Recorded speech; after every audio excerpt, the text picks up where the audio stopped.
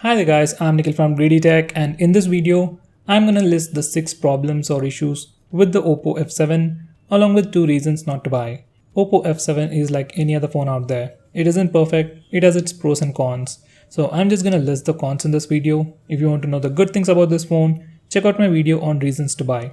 I'll leave a link for that in the description. Now with that said, the first reason not to buy this phone would be the single camera on the back. On the rear, this phone comes with a single 16 megapixel camera with f1.8 aperture. It also offers features like 2x zoom. Well, all phones do support that, but this phone gives us a direct button for that.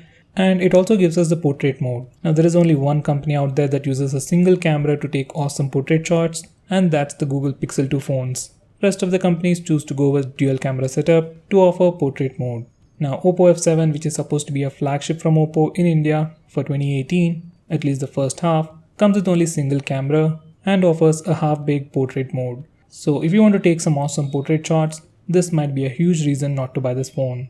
Now the next reason not to buy this phone would be the price. Yes, this phone has an awesome display, and if you're looking for a phone with a top notch, then currently this is the cheapest phone in the Indian market to come with a display notch. Now if you just ignore the display notch, or if you're willing to compromise a little in the display department, rest of the specs aren't all that impressive.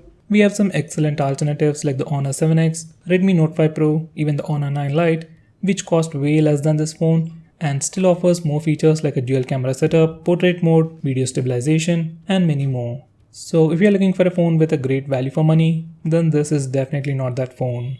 Now those were the 2 major reasons not to buy this phone. Now coming to the problems, issues, or minor cons with this phone, the first one will be the lack of an LED notification light. Usually OPPO phones come with all the basic sensors including LED notification light, but on this phone for some reason they didn't include an LED notification light. Personally, I can live without an LED notification light, but there are some people who really love it. So if you're one of those people, you might be slightly disappointed. By the way, Vivo V9 has it. Next, this phone doesn't have 4K video recording option. Yes, this phone seems to be having a very powerful processor, a Helios P60 octa-core processor, but still, there is no option to record video at 4K resolution. Once again, Vivo V9 offers it both for the front and rear cameras.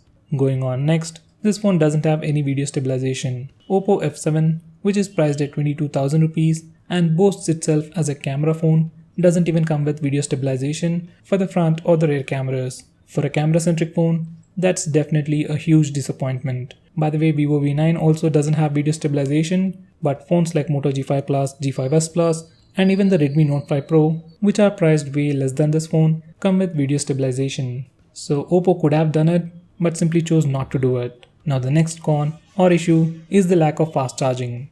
OPPO has an awesome technology called walk charging, which charges the phone super quickly and doesn't even heat the phone. But they didn't give us the fast charging for OPPO F7. In the box, we get a regular 10 watts per adapter, and it takes 2 hours to charge the phone completely. By the way, it also comes with a micro USB charging port.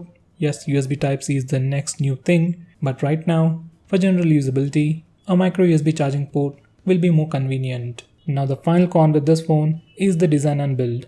Yes, this phone definitely looks awesome and all, but when we compare it with the Vivo V9, which has similar thickness and almost the same weight, Vivo V9 feels much more slimmer in the hand and feels light in weight. This phone has kind of a rounded sides with a flat back, and that gives it a more bulky feel to it. Even the outer shell is extended beyond the display more than Vivo V9.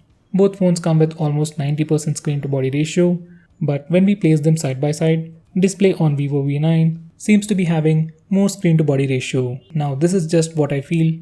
If possible, go to a store, hold these 2 phones side by side, and you'll definitely feel that Vivo V9 is much sleeker, feels light in weight, and display feels more immersive than the OPPO F7. Now if I have to choose between the OPPO F7 or the Vivo V9, this particular reason will make me choose Vivo V9. So guys, those were the 2 problems with the OPPO F7 along with 6 problems. Now as I've said, this isn't a perfect phone, it has its pros and cons. Now these were the cons.